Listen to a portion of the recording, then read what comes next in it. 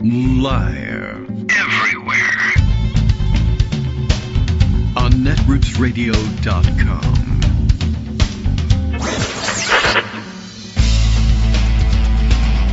David Waldman. Kagro. In the morning. Now, here's David Waldman.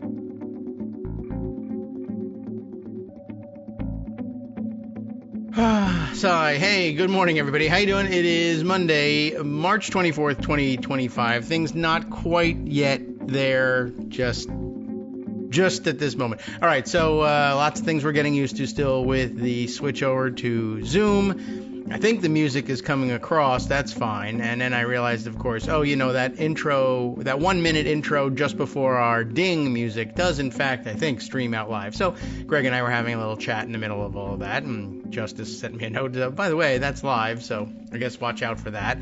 Doesn't matter. We didn't say anything nasty or wrong or anything. And then, of course, the delay in getting to that ding, which is supposed to follow up immediately on that intro music. But guess what? If you have a Zoom window open, or at least the wrong Zoom window open, and it is sitting on top all of the other windows on there, if you ordinarily, any other application, any other program, if you go down on your toolbar menu on your Mac, if you're working on Mac, and you click on the other app that you want to switch to, it switches fine, no problem. But guess what? Not if Zoom is running. If Zoom is running, it says I'm the only window you can use, and in order for you to actually get to this thing, you're going to have to close this window and then go hunting for the one you wanted. So, all right, that was real super fun and interesting, and everybody really enjoyed it. And those are the technical notes for the day. How do you like that? We're learning, I guess, slowly, but yeah, all right. So I guess nothing else can be interfering. And when the intro music is playing, I gotta clear everything off and just have the soundboard up on top, nothing else going on, and no more distractions. Okay, so here we are on Monday. Lots to catch up on from over the weekend, and as usual, I guess the plane rides to and from Florida for Trump are the active periods, the unstructured part of his week, and that's when he starts blurting out the stuff that drives everybody nuts for the week to come. I think top of my list on this one was on the way out the door on Friday for another golf vacation, and I don't think he's done anything else since being inaugurated the second time.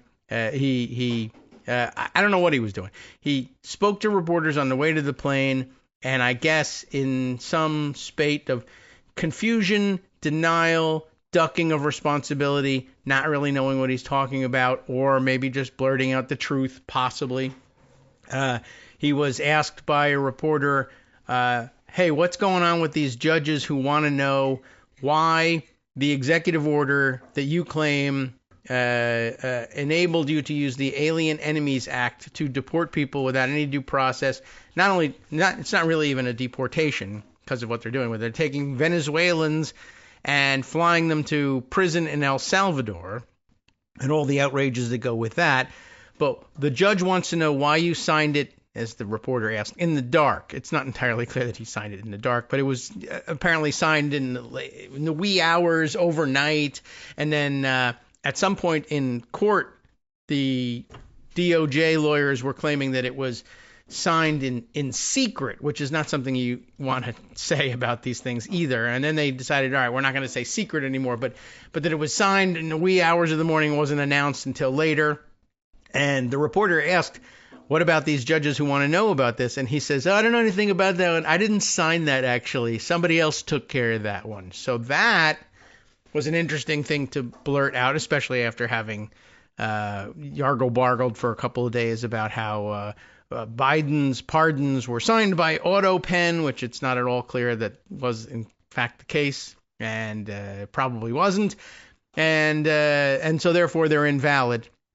So now he's saying, oh yeah, the executive orders that are doing these things, I don't know, sometimes I sign them, sometimes I don't, sometimes someone else takes care of that, and I haven't figured out, and this is one of the magic things about Trump that will take us 6 months to figure this out, is no one will know for sure whether he was just dumb and blurting out the truth, or just I heard that this was unpopular, so I'll just say I am not the one who did it, even though if you're not the one who did it, then it doesn't mean anything and we're not supposed to be following it. You know how it goes.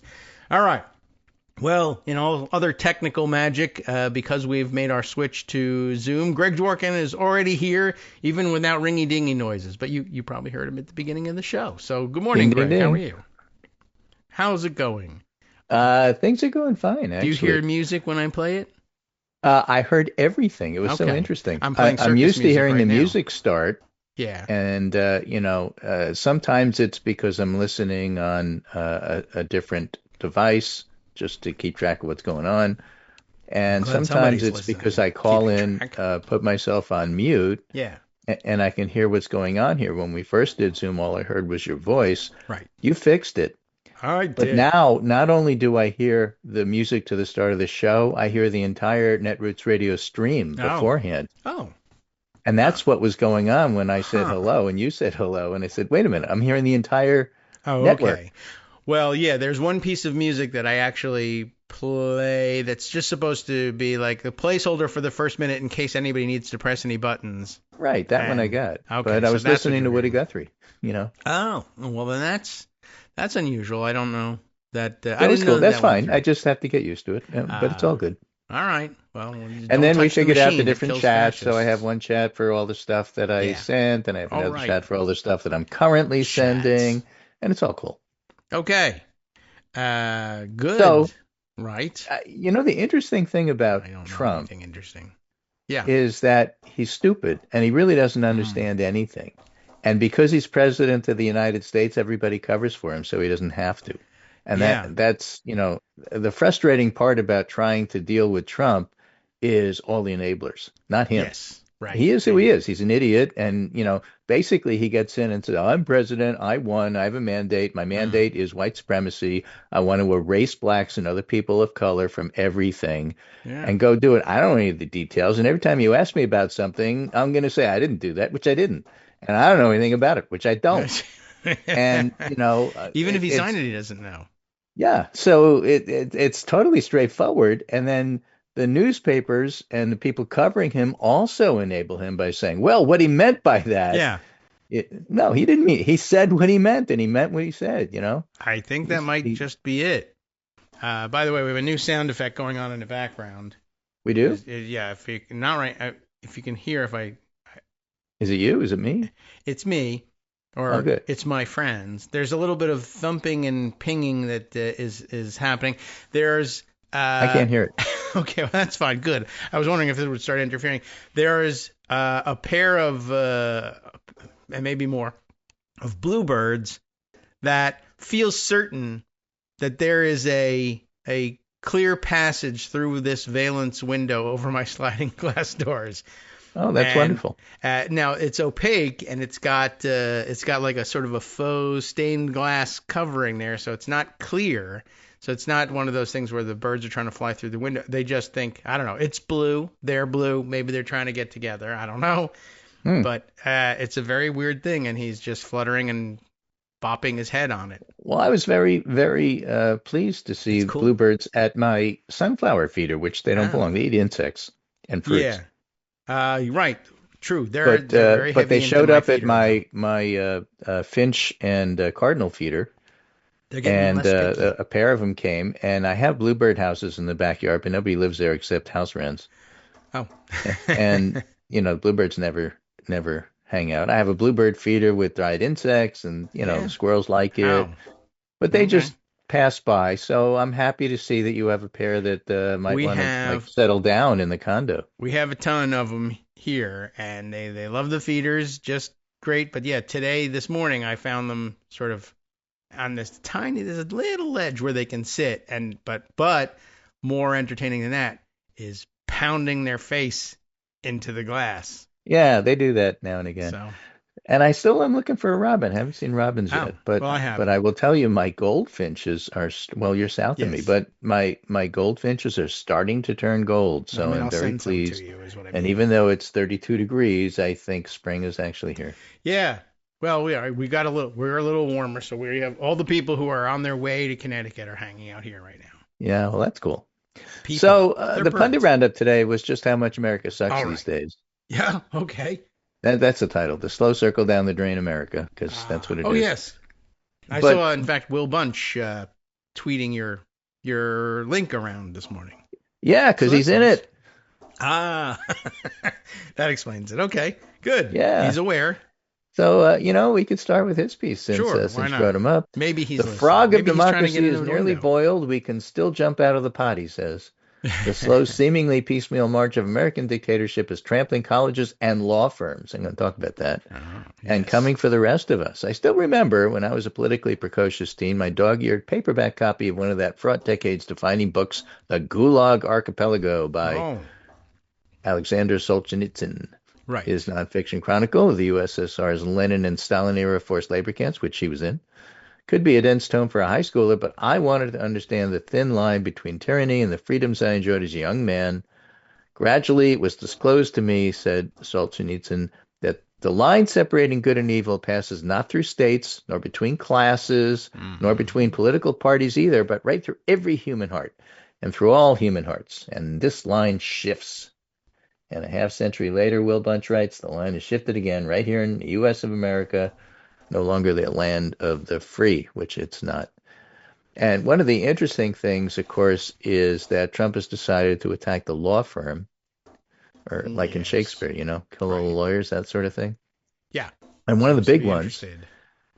is a firm called Paul Weiss. I think we talked about it last week. And over the weekend, Brad Karp, the chair of Paul Weiss, sent a letter to everybody, a dear colleagues All letter. right. Yes. And as Bill Kristol wrote, this letter just makes things worse. Basically, he offers rationale and justification for everybody else following in Paul Weiss's footsteps and capitulating. We No. capitulated and everybody else should as well. And Well, check I out guess the once you self-pity, do. and this is a quote, but no one in the wider world can appreciate how stressful it is to confront an executive order like this until one is directed at you. Mm. I'm not a lawyer, Mm. okay? But let me explain. No one in the wider world can appreciate how stressful it is to be sued. Uh, many people are aware. But you don't care about that. You're a lawyer, a big law firm, make a lot Uh, of money suing people, yeah. right? But Right. oh, it's me? You're doing it to me. Oh, I'm gonna fold. Yeah. It's pretty amazingly disappointing, but not terribly surprising. Although that story got worse too, and I think right just before the weekend, I think on Friday we mentioned that that they had circulated this thing and they put out the statement, but apparently they reached some sort of an agreement, knuckling under, and sent a statement to the White House expressing their agreement with the terms of surrender and signed it or whatever. And then the White House said, we'll take responsibility for disseminating it. And then they changed the text of this, declaration of surrender and put it out under their signature saying that they had agreed to all sorts of terms to which they had no idea they had allegedly agreed. And so it once again, documents being altered at stages which would render them null and void ordinarily under a system of law, but since we don't have that, so now we're not even sure exactly what Paul Weiss as a firm has agreed to do. Well, I'll tell you what they agreed to do Well, they because will he tell you says what they so in the think they're letter going to do. here, and it's the Oh, okay. principle, not the detail. All right. Yeah, I hire lawyers for details, but here's the principle. Well, you can't hire a lawyer. You're not allowed anymore. Only several days ago, our firm faced an existential crisis. The executive order could easily have destroyed our firm. It brought the full weight of the government down on our firm, our people, our clients in particular. It threatened our clients with the loss of their government contracts Yes. and the loss of access to the government. We'll sue the bastards if that happens. Anyway, back to No. his letter. Oh, If yes. they continue to use the firm as their lawyers, and in an obvious effort to target all of you, it raised the specter that the government would not hire our employees. So he's writing the employees and saying, hey guys, I folded for you. Thank you. We were hopeful, he says, that the legal industry would rally to our side, even though it had not done so in response to executive orders targeting other firms. We had tried to persuade other firms to come out in public support of Covington and Perkins Coie, some of the others that have been targeted. And we waited for firms to support us in the wake of the president's EO targeting Paul Weiss. Disappointingly, far from support, we learned that certain other firms were seeking to exploit our vulnerabilities by aggressively soliciting our clients and recruiting our attorneys. So anybody who wants to do lawyer shark jokes, go right ahead. Yeah, We I initially think, prepared, or Barracudas, right. we initially prepared to challenge the executive order in court, but it became clear that even if we were successful, it wouldn't solve the fundamental problem, which was the clients perceived our firm as being persona non grata with the administration. In other words, we sell access, and they're taking that away from us. We could prevent the executive order from taking effect, but we couldn't erase it. Clients had told us they're not going to be able to stay with us, even though they wanted to. It was very likely our firm would not be able to survive. At the same time, we learned the administration might be willing to reach a resolution. So we were able to negotiate such a resolution, and he goes on, and he pats himself on the back from getting this firm out of such a difficult, no-answer situation, and then says, I decry the misinformation out there. And then he says, this Some of it is from the White House. Existential crisis required the leadership of our law firm to make incredibly difficult decisions under extraordinary time pressure. And we did, and we're great. Well, yeah, it's awful. It's just an awful, awful letter. Yeah, and I can imagine that you could certainly find yourself in a place where there's no good way out. I don't know that this was any help, and it's reminiscent, and it's not even, you don't have to reminisce, this happened last week, but certainly people are thinking about it in the same terms as they think about what happened in the Senate, and the similar, what happened in Colombia. Yeah, similar types of excuses, like there was really no solution to this. So I folded. Yeah. Well, if there's no solution, why don't you take the other one where you don't I guess fold? there's that. Yeah, right. Well, sure. So, I don't know what it that makes looks you like, angry. but yeah. And, but the self-justification and the, really the bottom line is the bottom line. And so, like, we owe it to our clients who pay us for access to keep access. Hardly anybody could believe that you have that access. I mean, they have a lot of media clients. They have a lot of entertainment, Hollywood type clients. I hope they'll leave. Yeah, I mean, maybe this is just really probably what it comes down to is more like, well, this is an orderly unwinding of the firm. We're not really going to be able to save it and practice this way. So maybe it's just like, well, rather than chaos and collapse and everybody's cases falling apart, everybody can make a more gradual, smoother exit. Maybe even the attorneys that were working on your case will be able to continue working on your case, but with another firm, but we need to give them time to move and settle. I really don't know what happened behind the scenes, just like I don't know what happened with Columbia behind the scenes. They were probably in a difficult situation too. Columbia folded, the college. Yeah. They were threatened with $400 million worth of grants being withheld. And they basically agreed to do stuff. The thing about Columbia that you don't know is, did they want to do this stuff anyway? For them, for example, they were going to take a really close look at all of their departments and institutes of Middle Eastern studies. Yes. We're going to basically put it in receivership and keep a real close eye on what's going on there, they said. Is that something they wanted to do anyway? Is that something that they were unhappy about? Were they unhappy with the scholarship? Were they unhappy with the appointment? You don't know. I mean, so without knowing what's going on behind the scenes, Columbia lawyers may have said, hey, it's a win-win. They're telling us we have to do something. We wanted to do it anyway. Let's just do it. Everybody wins. Yeah, we look like we're kowtowing to them, but we really wanted to do it. Is that true? Yeah. Is that what happened? I have no idea. But I'm just saying, without knowing, really hard to evaluate. In the meantime, they lost all the money anyway. So I don't know. But maybe there was something they wanted to do policy-wise that they figured they would capitulate on. But then they went and threatened like a whole bunch of other schools. So, it's a difficult situation. The problem isn't the school capitulating. The problem is that Trump is threatening them. But you can't do anything about that if you don't fight back. No. Yeah, no one's found the magic bullet of how to deal with this guy yet. So far, lots of advice about, well, what you do is you don't What you give should in. have done Yeah, if I were you in I my know. position, yada, yada, Yeah, that's a little easy to However, do, but the thing mm, is, again, Trump can't, he's not smart enough to do this. These are all the enablers. These are all the yes. people who are planning to get these institutions for 4 years and 10 or spent a 20, tremendous amount of depending time on. writing up how they were going to do it, publishing it, and Trump endorsing it, and then telling the media, well, I had nothing to do with it. And the media said, Yes. oh, okay. I didn't do it.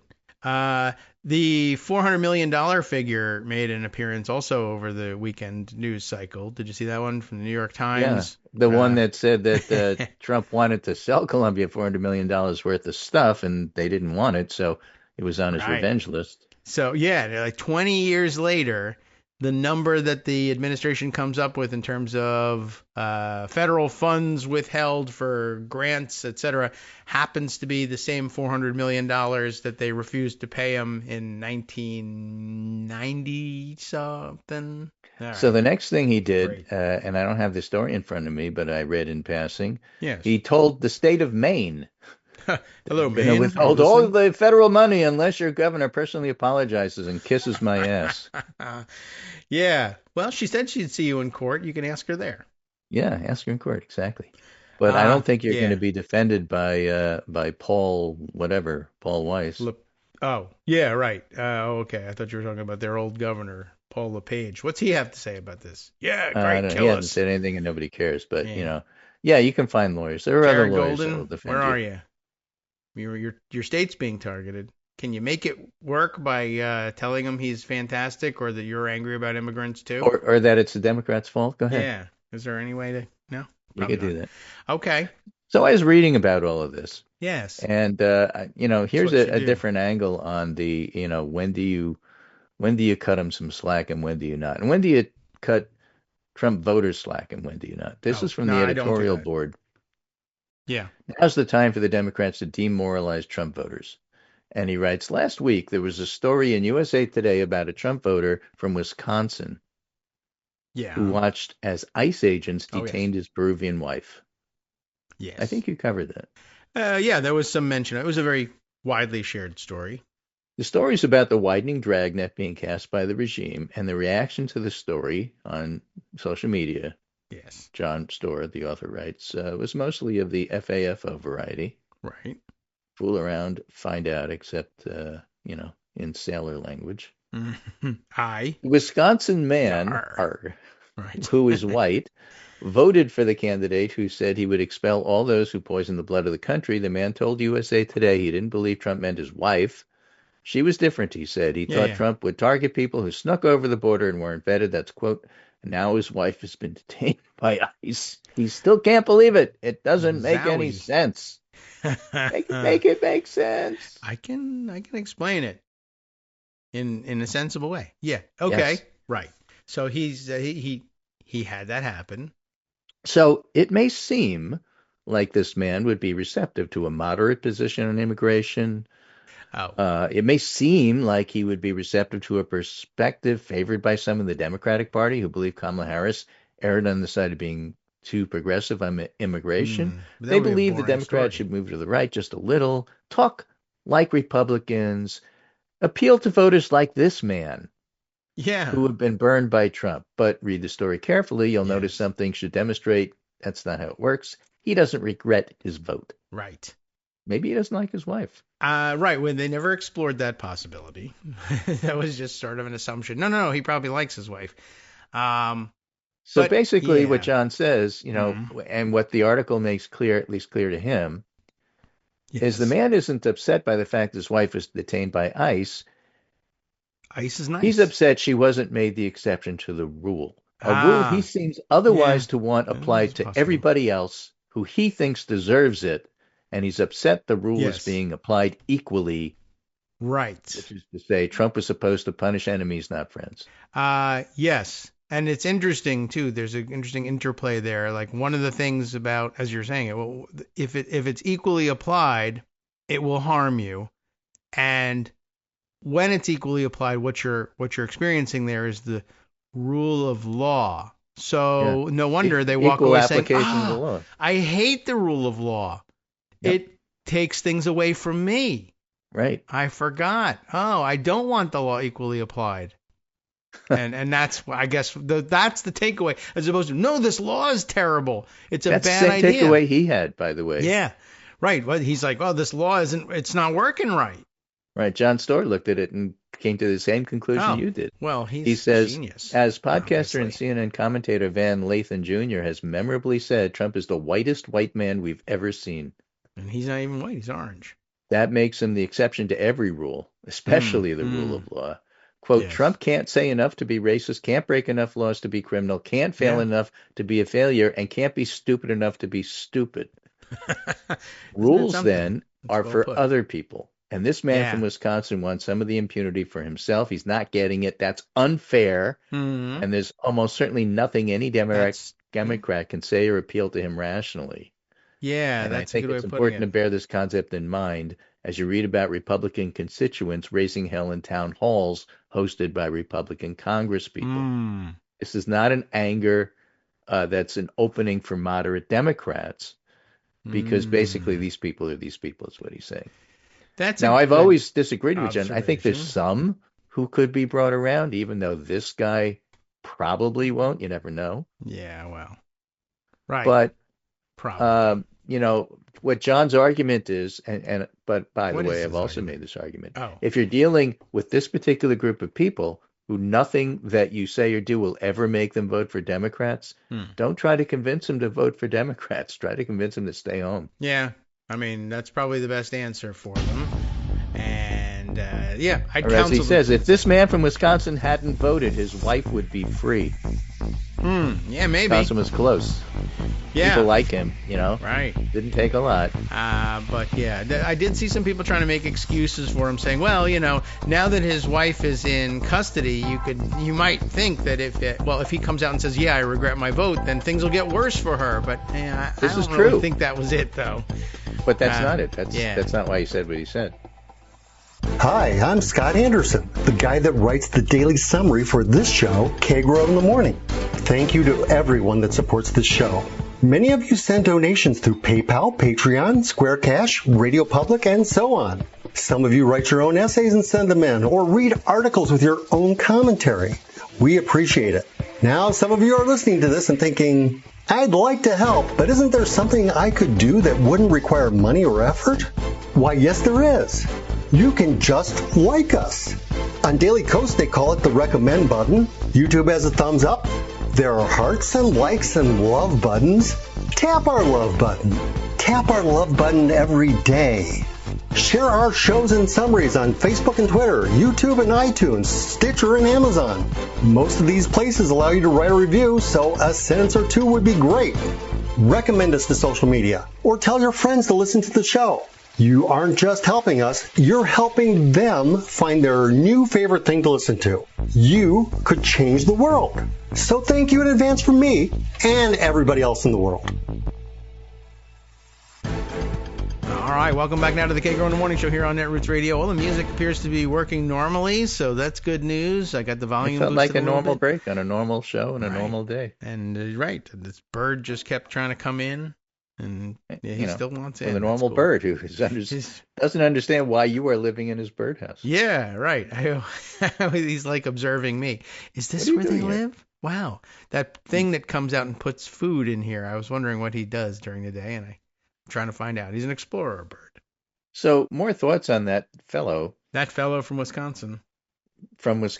And we've heard it from other people. We heard about the cattle farmer from Denver who's sort of upset about tariffs and stuff like that. Yeah. And again, a reminder that Trump was musing, according to news stories, about doing the same thing he did last time this happened. You give exception for tariffs for some people, and then you pay the farmers off to forget about it and look the other way. And he paid a ton of money to farmers to look the other way when he put tariffs on China in his first term. Yeah, dodgy. How about getting some of that money? And so they're back? sort of not giving up on him because they sort of expect him to do it again. They know it's a bad idea. Yeah. But they figure they're going to be the exceptions in some way, and so Hmm. they'll probably get money out of them. They think that giving interviews to the newspaper will set them up as, it will filter down to Trump. We're an aggrieved bunch again. And you remember how you fixed it last time. You paid us money. So we'll grumble for a while just to let you know that we remember that you're supposed to give us money. I don't know if he reads those newspapers or he has people who read the newspapers and will bring him that. But you're not allowed to bring him bad news. So again, Right. farmers, you need to get on Fox and, and beg on TV. Right. think. So when you're looking at Trump voters, 51% of the country, more or less, okay, Hmm. half of them Half of look Trump at voters? this situation, Trump Okay. voters, All right. and think of themselves as normal people. And the thing is, they Not say to wrong. themselves, I didn't vote for him to screw me. They do think that. You're and right. and I'm sort of upset that I didn't That think is about it, to happening be honest. nonetheless. I didn't think about it, but I'm sort of upset that he's doing this equal application of the law to everybody because somehow it's affecting me, and that's not what I voted for. Right. The other half of Trump voters said, yeah, but in addition, I also voted for him to screw everybody else. Right. And instead, he's screwing me. And I'm even more angry than that first half. Right. Why are you doing this to me? I thought I was told angry you I to wanted begin you to with. be unfair to I others. was so angry. I wanted you to screw people, and then you're screwing me. I'm double angry. I'm Yeah. double secret probation angry. Yes. Those are the people you have to convince to stay home. That's who John Storr's talking about. The first Mhm. group are still persuadable. They just plain old didn't think, and there's plenty of those. And we know that because they're showing up at town halls, and they are Republicans. And they're Mhm. showing up in Nebraska, in Wyoming, and they're all local voters. Lisa Desjardins from PBS, I think, was in Nebraska interviewing some of these folks. She said they all live in the district. They're all Republicans. They're all mad. Mm. And the That's the same big thing accusation in that they're Wyoming. being And busty Wyoming in only has again. one congressperson, so you can't Oh, claim, well, you're that's not in my district. Well, the well, you're whole not from state. Wyoming. Yeah, you wandered in across from Montana into. You're from Berkeley. Yeah, that's the big accusation. They spent the weekend insisting that the angry people at the town halls are paid protesters, and that the people showing up for the Bernie AOC rallies are being bussed from location to Right. location. Now, that's And, another fascinating thing altogether. Maybe we'll have time to talk about that. But all I want to right, follow up with this it's a Karen disaster. Tumulty Yeah. article from the Oh, Washington Post. all right. We feel I'll click over powerless. there. What two lawmakers are hearing at home in these neighboring Democratic and Republican districts in the Hudson Valley, New York, constituents voiced common concerns. Well, you are powerless. Remember Poughkeepsie, that. roughly, Mhm. it's not that far from me. It's like 15 minutes away from me. The roughly 800 people jammed into an auditorium for a Wednesday night town hall with their congressman, and they had plenty of questions about what the turmoil in Washington means. The local Ah, Social Security office has been closed since January, thanks to Elon Musk. thanks, And for Elon.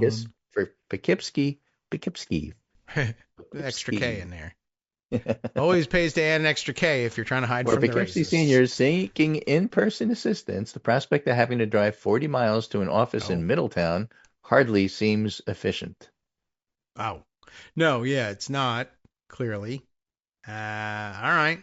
Rough Right? A going in neonatologist Poughkeepsie. described herself as terrified what the Medicaid cuts anticipated by the House budget would mean for her tiny patients.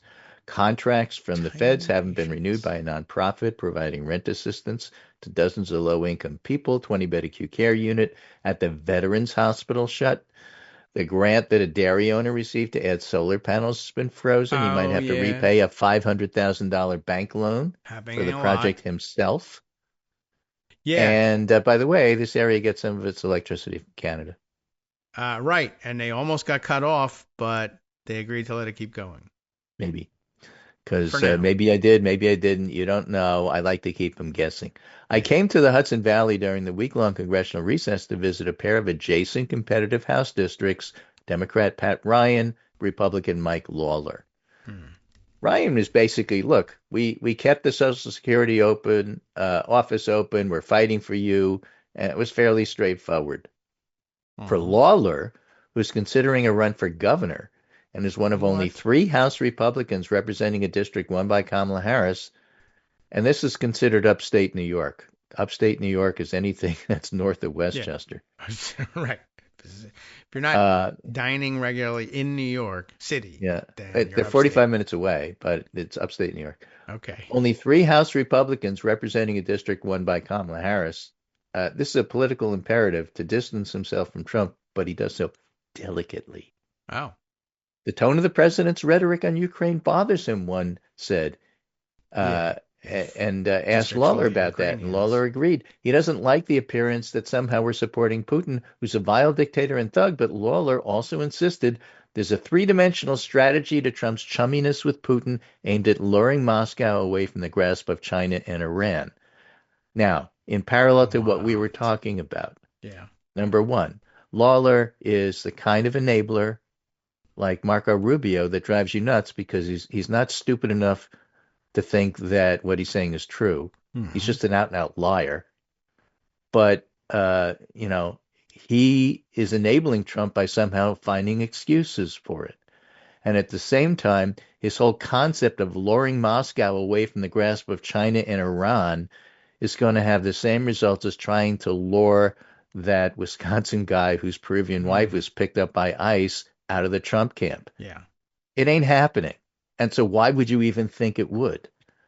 As for immigration, Lawler says he supports a comprehensive approach, but he contends it won't be politically possible until the flow of illegal migrants is halted.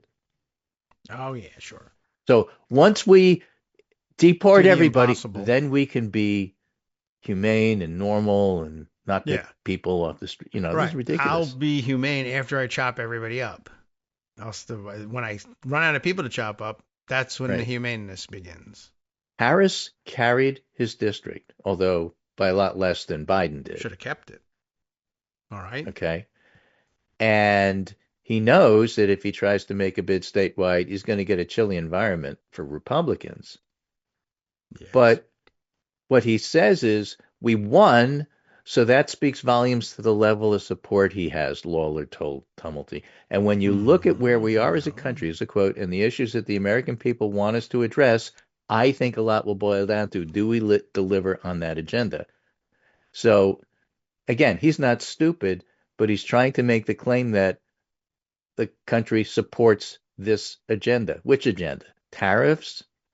Picking people off the street and sending their non-American born wives to El Salvador to hard labor? What is he talking about? 19-year-olds with nuclear weapons, whatever. Yeah. The agenda is having 19-year-olds, speaking of 19-year-olds, 19-year-olds show up at Social Security, shut it down, steal your data, and sell it to private people who will try to privatize everybody. That's the agenda you think people voted for? What is wrong with you? How can you possibly make that case? Yeah, well, I don't know. And why? And then Tumulty ends the article with this quote, which is just infuriating. What the voters seem to be wondering is how much collateral damage they'll have to suffer along the way. Along the way to what? They didn't vote for this frickin' agenda. But the point is, we're on our way. What sort of collateral damage might I suffer in this handbasket? Is that the question? What collateral damage might I suffer on the road to an agenda I didn't vote for? Well, the news is that I didn't vote for part just gets left off as if, no, that's not true. Obviously, they voted for Trump because everybody in America wanted this. No. Right. They thought he was lying because he always lies. That's so true. When he said he was going to do this, they didn't believe him. That actually helped him. We had lots of quotes from that all through the campaign. Yeah, but he doesn't mean it. Yeah, he says these things, but we're counting on this is what he says to scare the normies, and we're not promoted normal. by the newspapers, who then wonder, gee, what happened? How come nobody trusts us either? Why is this happening?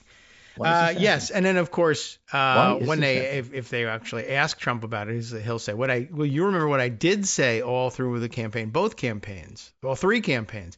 My favorite theme was that story about the frog and sometimes it's a frog and a snake and a scorpion and a this and a that, and you knew what I was when you elected me. Well, no, but I mean, we knew you were a jerk, but I don't know. It's a very weird thing, and I No, I guess. did know who you were, and that's why I didn't vote for you. Oh, well, you did. But then other people, there are people out there who are like, well, I knew that you thought that I didn't know who you were, so Well, I that knew who you voted were, for. but I expected you to do this to my enemies, not me. I'm special. Yeah. Yes, there's definitely that. That goes right back to that. That's a very wise observation to keep in mind, is that ultimately the people who are being screwed over, who would normally, a normal person would say, this is bad for me. That's the person who did it. I'm against This that is, guy. this is leopard face eating party Yeah. stuff. And now say, I thought that you were just going to convince the leopard to let me go Now, and eat a different face. it's very difficult to generalize around 330 million people and what they think. But one of the big problems for Democrats is that Republicans have their own lying network Yes. of news and podcasts and other things. However, Right. the fact that these town halls are going the way they are going Yes. without trying to predict what it says about how these folks will vote later on means that'd be very that difficult. information is, in fact, getting to them. Yes. They know that their Social Security offices are threatened. They know that Some prices people are do, yeah. high. I can't remember Charlie Kirk or one of those, dude bros told people, stop talking about right. the price of eggs. Yeah. As if that'll Don't. make people not notice. Okay, Yeah, and here's that's another little piece. unlikely. This is from Politico. Air traffic controllers cannot do their work without us. That's a quote. The Trump administration has defended its cuts as the FAA by saying safety critical employees weren't affected, and experts disagree. But the way the report is being conveyed to the public Yeah. is by a legal editor at Politico named Isabel Dobrin. And what she tweeted was, I'm on a plane being held on the runway. Yeah. And the pilot has attributed delay to, quote, staffing issue by the federal government, end quote. Oh. There's not enough air traffic controller support this morning, so we can't take off. And then she refers to this story that I just quoted. Air traffic controllers can't do their work without us. The point is, everybody on that plane bypassed Fox News and was told by the pilot, it's the federal government's fault that we're stuck here on the runway. And how often has that little vignette been repeated in small segments all over for the people are getting the news and they don't need Fox News to tell them. That's true. And Fox News can't block it from them. They know they're on the runway. They know they're stuck there. The pilot told them it's the federal government's fault for cutting back on air traffic control. Yes. You can't take that away, and then they go home and they watch Fox News and they say, oh, it must have been the Democrat. That's not how it works. Now, there are people who are resistant to that, but that's okay. I mean, we wish they weren't. They're very stupid. There's not you don't have to get all of them. 330 million people. You don't have to get all of them. You're absolutely right. It was a close election, as you reminded us all the way through, and so long as there are enough people on that plane who say, oh, either I didn't realize what was happening or I heard something about that, but I didn't think it was affecting me. Yeah, those guys, fine. There will be people on the plane who will then say, this is an outrage. I'm going to write to the corporate office. This pilot is woke, and I want to get off the plane because I think he's going to crash it, or there's no room for your pilots are injecting politics into their announcements. There will be people who just will refuse to get the message. True. But so long as 3 people on the plane said, holy crap, this is affecting me, and in a bad way, that's worth it. And it's something for the pilot to do that. There will be calls for, I want to know who that pilot was, and I want to see that guy fired. I don't know whether it'll come from corners that the corporate office cares to listen to, but I guess eventually, Trump will find out. I want all your pilots, so I don't know which one it was, but Southwest, fire them all and start over again with Trump loyalists. Right. So let me give you another example of how things filter down. Again, some of this takes time. This one is going to take a little longer. But there's one of the cabinet secretaries that I say blithely, and what I'm about to say may not be true, but you may not have heard of this guy named Scott Turner, who's head of HUD, Housing and Urban Development. You may not remember. He's a former Texas state representative. Yeah. and he's Secretary of Housing and Urban Development. Okay. And you may or may not remember that Housing and Urban Development was set up by Lyndon Johnson, and it's charged Hmm. with executing housing laws, including helping low-income people find homes and combating housing discrimination. Uh-huh. And, they supported him, and he's not, necessarily qualified any more than any of the other folks. But he's making announcements and pronouncements and noise about how the federal government shouldn't be picking winners and losers, and HUD is going to tear down all Yeah. the regulatory barriers and restore power to local communities, as Hmm. if this is going to lower the price of housing. And M. Nolan Yeah. Gray, who has Does he subject care? matter expertise in this area, writes the vast majority of housing cost increases caused by unnecessary regulation are caused by local control, Hmm. restrictive zoning, slow permitting, Oh, I see. NIMBY stuff, right? The one federal rule that's highlighted has no impact on housing costs either way. And so uh, the Hmm. cost of living is not going to come down from anything that HUD does or doesn't do. That's not what they're there for. Yeah. Okay. They don't exist so that they can lower the cost of housing. They exist to prevent housing discrimination, and there's no way the Trump administration is going to follow through on their stated reason for being. Hmm. And at the same time, my point here in terms of filtering down and people understanding what's going on, people may not know that stuff, but they do know that whatever this guy says, the cost of housing isn't coming down anytime soon. No. Uh, Tariffs, lumber, Canada, I unlikely. mean, you name it, housing is Right. just Right. not True. coming down anytime soon. And so if he claims everything we did is to lower housing costs, people are going to judge him by that. I don't know anything about who you are, why you're there, what you're supposed to be doing. I Hmm. do know the rent's too high. The Hmm. rent's too damn high. Right. And so, that I That's know. And I not don't need to go on happening. Fox News or have Fox News block me from here. I know it's too high. Yeah. I know I can't afford a house. I guess so. Well, well. What can I tell you? It's a ineffective argument to be sure. One thing I do know about Scott Turner, not because I remember anything about Scott Turner, but because I know he was appointed to head housing and urban development by Donald Trump. That means he'll be an African American, and he is.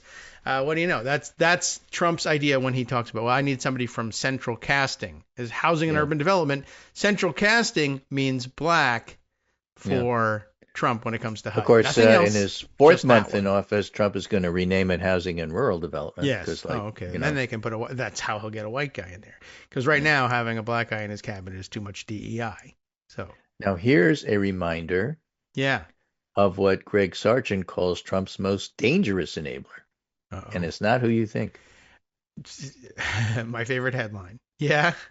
Yeah, who would you pick as I don't know. Trump's most dangerous Most enabler? dangerous enabler. I usually go Stephen with Stephen Miller on Miller, that one. Yeah. Cash Patel. Well, okay. Those are the names that come to mind. Maybe Pete Hegseth as a dark horse. Sure. And Greg Sargent says, no, it's Marco Rubio. Really? He's chief Trump enabler. He's helping execute some of Trump's worst designs. And when he says execute, Hmm. I he guess means that could be kids are right. dying all over the world because Marco Rubio is helping Trump do this. Terminating programs for Ukrainian kids. Hmm. They blocked Oh, yeah, the yeah. search for Ukrainian kids that are stolen by Russia. Deporting people to foreign gulags. Wrecking USAID. Arrests with zero due process. Hmm. That's Marco Rubio's department. Yeah, not all of it is supposed to be under his department, but they've moved it there. So he's got all the worst, most egregious Well, things here's some examples. moved to his Marco Rubio's responsibility. State Department terminated the program tracking Ukrainian children abducted by Russia. Yes. Next, Marco I want to Rubio talk is about that keeping the one. deportations of Venezuelans to El Salvador. Right. Rubio negotiated the deal, and he says it's a good deal for taxpayers, and that these are good jails. Oh, good. I'm glad they're good jails. The good Rubio kind. is key to the due process free arrest, process free of process, Yeah. free of due process arrest of Mahmoud Khalil and Right. Badr Khan Suri. That is on his Using personal a authority. statute that empowers Rubio to remove people he deems a foreign policy threat. Right. So that's He's direct. probably abusing the statute, although Paul Weiss won't be the firm that sues. Marco Rubio's central role in the destruction of USAID. Documented but underappreciated, Rubio displayed extraordinary deceitfulness and moral cowardness. Taken all together, this represents a remarkably comprehensive sellout of principles Rubio once professed to stand for. Remember when Rubio was on the Gang of Eight, and Rubio was the foreign policy guru in the Republican Party once upon a time? He's a little man with no spine.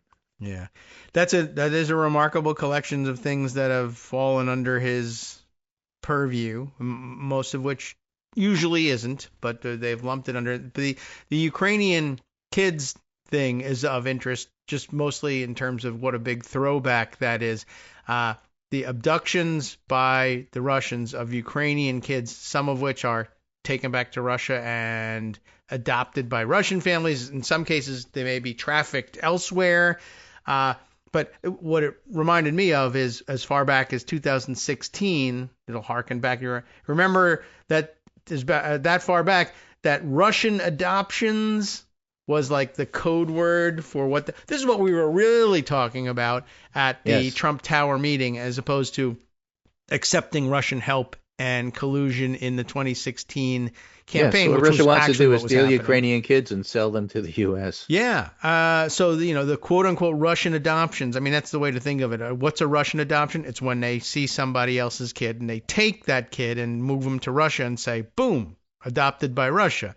Or, boom, put in an orphanage in Russia and made available to adoptive parents in the United States without telling elsewhere. them whether or not there's developmental delay or anything else that's going on. Yeah, or for that matter, that we stole this kid from an actual family in Ukraine and then killed that family. And or now to they're paraphrase Karen Tumulty, what the world seems to be wondering, however, is how much collateral damage they'll have to suffer along the way in a policy they never voted for. Well, this is it. And these are the Russian adoptions that they were winking about as far back as 2016. And now Marco Rubio saying, it's official American policy to look the other way on that stuff, lift the sanctions that were imposed because of that, and because of the interference in the elections as well. And now it's just one of 5 horrific things, and maybe not even the most egregious human rights abuse of the weekend. Right. So Greg Sargent labels Marco Rubio as serial betrayer of his old principles. And, he probably wins that award. And just as we come up to the break, we still have a few minutes. Sure. I do want to mention this just so I don't forget it. This is from Blue Sky David Frum, noting that a delegation is going to Greenland. Yes, right. I did read Usha Vance, J.D. Vance's wife. Usha. Michael Waltz, the national security advisor. From Florida. They weren't invited. Greenland doesn't want them. The headline from the New York Times, Greenland officials express fury over Trump's plan to send delegation. And Frum says, this unsought by Greenland visit by the second lady feels like a Trump administration project to goad Greenlanders into protest, after which the administration can demand apologies. Probably he'll demand Maine apologize. Why not? They're close. Everything that happens, it's Maine's fault. If when the apologies are deemed unsatisfactory, then they can take next steps, whatever the hell that is. Yeah, that's bombing the same way Vance manufactured an Oval Office incident with Zelensky. Oh, yeah. Or how he falsely claimed peaceful protesters threatened his children. Yes, right. Is this a manufactured international incident? Just keep an eye on it because you never know. Yeah. These are untrustworthy people. And I'm a little curious about the decision. Like, well, what are they sending Usha Vance? Because if there's any protest, they'll be like, is that like a figure that they think should be just like quietly tolerated because she's not J.D. Vance or she's not Trump, or like you're supposed to be polite and she's a woman. Yeah, I don't know. Like for traditionalists, are they going to get? I don't like people. I don't know. I guess we'll just skip the first step of what the hell is Usha Vance doing in Greenland? Why is she making trips anywhere, much less Greenland? But okay.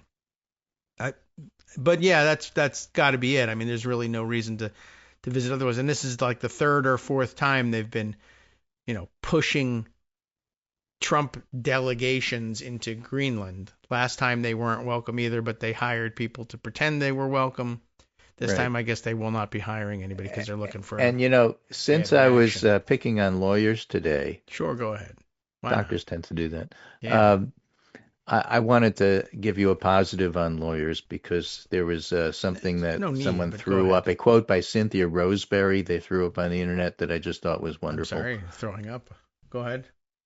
Quote, we, and for reasons talking French. about Rubio and Vance and how much they lie, reminded me of this quote. All right. We as criminal defense lawyers are forced to deal with some of the lowest people on earth, people who have no sense of right and wrong. All right. People who will lie in court to get what they want, and people who do not care who gets hurt in the process. Right. It is our job, our sworn duty, as criminal defense lawyers, to protect our clients from these people. That's true. Right? Yes. So, yeah. It's a twist. Paul Weiss, that's your job. You're supposed to be defending people from the liars, cheaters, and people who do not care who gets hurt in this administration. Yeah. That's right. And it used to. By the way, it used to be the prevailing sentiment on the far right was that you can't trust the government. Even in court, they'll come and lie and cheat and steal to get their way. And that's why we're anti-government activists, except now it's why they're pro-government activists for some strange reason. Yeah. Like Marco Rubio, those principles turned out to be easy to abandon when they thought that they were going to get a chance, I guess maybe to eat the scraps left over by the leopards. Maybe. We'll get to eat a little bit of whatever is left of these people's faces. But not only did that not happen, they ate our faces. Right. And they weren't supposed to. So where's my music? It's coming. You have 1 second. There we go. See? Boom. My timing's pretty good, eh? Yeah. But apparently 1 second or so off. Be patient and the music will come. Not always. Wait a second. Yeah, you mean literally wait a second. One actual second. Yeah, that was all I asked. All right. Well, I'm glad that things are operating correctly, although, yeah, we're going to drive the editor crazy because we're like 8 seconds late starting the show. That's how long it took me to get the Zoom screen off of there, but I'll get it. All right, welcome back down to the Kagro in the Morning Show here on Netroots Radio. Okay, as I'm reading through, I still have Scott Turner's Wikipedia page open on my laptop here. So just so you know that there's like more to him than just his racial profile, since we were racially profiling him because we were just trying to report on what happened inside the Trump White House in order to land him in his latest job. He also is, an accomplished politician, member of the House of Representatives, Texas Republican, 33rd District, 2 terms it looks like in office. So, that's not nothing. And in terms of the central casting issue, not only, of course, African American, and so therefore, in Trump's mind, perfect for anything urban, because that's a code word in his mind, but also central casting, professional football player at some point in his career, and so that's always going to help in Trump's mind. That's the kind of thing that gets his attention. He was a professional football player for somewhat longer than being a professional politician, though. He was, 2 terms in office in the House, so we're talking about 4 years.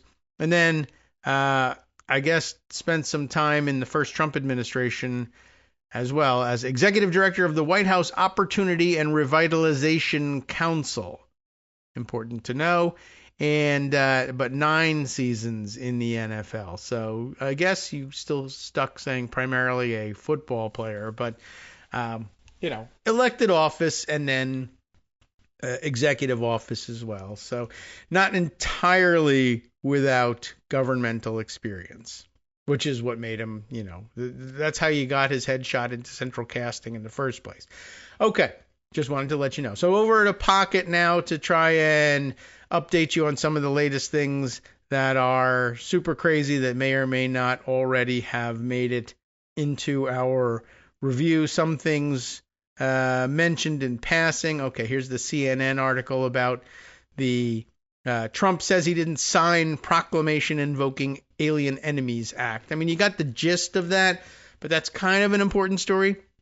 So I'd like to put the write-up on the record. Jeff Zeleny and Kit Mayer are the byliners for CNN's piece. When was it? From Saturday. But it was circulated widely as news on social media on Friday when he did it. Here's the video of him. I guess he's dressed on his way to the helicopter, which is then on its way to the jet, which is on its way to Florida, which is how he spends his weekends. Can you hear the thumping of the bird back there? It's really insistent. This is like going on for 2 hours already.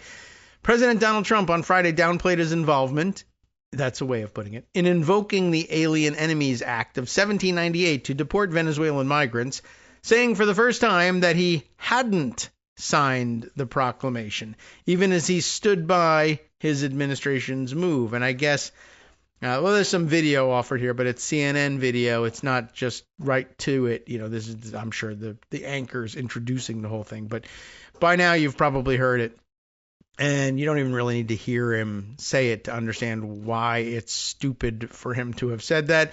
The quote is written down here. I don't know when it was signed. Remember, the question was, why was it signed in the dark? Which I think was meant, the question sort of set it up such that we would understand that the real question wasn't how much light, what were the lighting conditions in which it was signed. What we meant was that it was signed in the wee hours of the morning and wasn't really announced until several hours later. It becomes important because the judge is trying to establish the chronology of events because it will make a difference. Remember, this proclamation is claimed as the authority under which these arrests and exiles. I mean, you can't. People have been pointing out it's not really fair to call them just deportations. Deportation is one thing. If you gather up Venezuelans who are in the country, according to you, illegally, it's questionable whether or not they're legal or not. But then you're supposed to settle that in court before you get rid of them. But instead, not only were they skipping the court part, but they were sending them to a country to which they have no attachment at all, El Salvador, and not to roam freely in El Salvador to think about what they've done or gather themselves up or make their way back to Venezuela, but rather put in a super max prison environment. But at any rate, if you are deporting people not to their country of origin, but to someplace else that's agreed to incarcerate them for you, and there's lots of questions about why the hell are they doing that. And the easy answer, and the answer you've been given by the news media, is because they've agreed to take payment in El Salvador. If we pay them, that's a profit center for them. They'll incarcerate these guys. The bigger question to really be asking yourself is, what obligation does the government of El Salvador feel for fulfilling the terms of this so-called agreement, right? The Salvadorans have no justice interest in keeping these people incarcerated. It's a financial interest. And while, it's one thing to say, well, if they don't do the job, if they don't keep these guys in jail, then we'll stop paying them, presumably, because we're so government efficient, et cetera, et cetera. But one, I don't know if that's really the case. And two, I don't know if they care. There's really something to think about. We haven't really given much thought to this. What's the reason that we believe that the government of El Salvador won't say, if they think that it's possible to engineer it this way, that we'll take them in, we'll send the bill to the United States will pay whatever they're paying per prisoner to us, and then, they built a jail with an enormous capacity, and they don't mind overcrowding the jail either, the prison. So technically it should be some time if you're trying to go about this logically, it should be sometime before the prison is full and they have to worry about these things. But in the meantime, what I'm saying is there's no particular reason to believe that the Salvadorans aren't saying, why ever flirt with capacity? We'll take some photos of guys being mistreated, send them to Washington, they'll pay us, and then what do we care what happens? The danger, of course, is it could mean anything. That could either mean then we released them and they're wandering El Salvador, which is unlikely because why do they want those guys wandering El Salvador? If a few of them are in fact gang members, then they don't want them wandering El Salvador, unless they do, wink, wink, because the place is run by gangs. Or two, we don't care what happens if they've made their way back to Venezuela. Or we said, go back to the United States. What do we care? Go on. Walk up through Mexico like you did last time, and good luck to you. Or maybe, the worst possibility, which of course is we disposed of those guys to make room in the prison. That's an entirely different dimension of what obligation does El Salvador have to execute justice in any fashion. They're not convicted of anything under American law. They're not even convicted of anything they're not in trouble with anybody. The Salvadorans don't even care. They haven't violated Salvadoran law. They haven't violated American law. They're just being paid to say they accepted them. They're supposedly being paid to incarcerate them. But what they're really being paid to do is stage an arrival ceremony in which they're humiliated on camera. And Republicans in the United States get to say, look how tough we're being. The Republicans are not checking up on how's it going with those guys. Are they saying that they feel sorry about coming to the United States yet? They're not looking for that. And that's the danger here. Once the pictures are taken, American authorities don't care what happens to these guys. Salvadorans never cared what happened to these guys. And after they get paid, they don't care anything about them at all. And that's a little worrisome. Anything could be happening to these guys. Anyway, that wasn't even the story I came here to tell you. The story was that the reason that the judge was interested in why these things are signed in the middle of the night is there's a chronology question.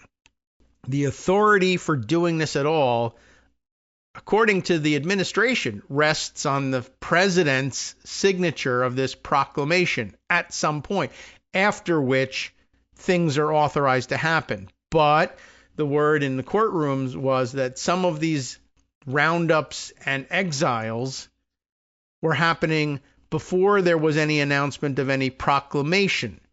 And the administration's cover for this was, their answer was, it's the judge is saying, if this is authorized by the president's signature on this proclamation, then why is it that these guys were rounded up, arrested, put on a plane, and flown out of the country before there was any announcement of the proclamation? Their answer is, well, the president signed the proclamation before we rounded them up and put them on the planes. We just didn't tell anybody, which is also a problem. Like, you're not supposed to just make secret proclamations and then start executing life-changing, life and death situations, grabbing people off the street, sending them into exile in supermax prisons and under extraordinarily questionable circumstances, to say the very least you could possibly be saying about this thing. That you don't just say it was a secret until now, and you don't do it retroactively. It makes sense, right? You got to know what the chronology is. So they ask them finally, what's the story with you signing something allegedly in secret, only announcing it hours later after you've already flown people out of the country? And remember also that there was apparently planes in the air on their way to El Salvador when the judge found out about it. And the judge said, wait a second, this whole chronology is backwards and upside down. There was no authorization to do this when you did it, so I want it undone. Turn the planes around. And they said, we can't do that. You don't know about it. They're in international airspace, so you have no jurisdiction. Yes, you do. A million different stupid excuses. So anyway, ultimately what you find out is it comes down to Trump and paperwork. Once again, I'm telling you, Trump and paperwork, man, he can't do it. So why was it signed in the middle of the night? It probably wasn't. and it was all just an excuse to cover for some of the activity that they were being questioned about in court. But Trump didn't get his own memo on that. So what does he say? I didn't do it. Not only did it not happen in the middle of the night, but I don't even know what you're talking about. I heard this thing was unpopular, so it's not me. I don't know when it was signed because I didn't sign it, Trump told reporters before leaving the White House on Friday evening, at which point they should never let him leave. Like they should have been latching themselves onto the runners of the helicopter, which it doesn't have. I guess it has wheels. But you can't leave. You've just told us that the outrageous abuse of human rights that you guys kept insisting you had an excuse for, that the excuse wasn't operative. Where are you going? The president made his comments when asked to respond to Judge James Boasberg's concerns in court on Friday that the proclamation was signed in the dark of night and that the migrants were hurried onto planes. So here, I guess, that what's enclosed in quotes is signed in the dark because that's what the reporter said. The reporter left off the part that, makes plain that this is figurative language.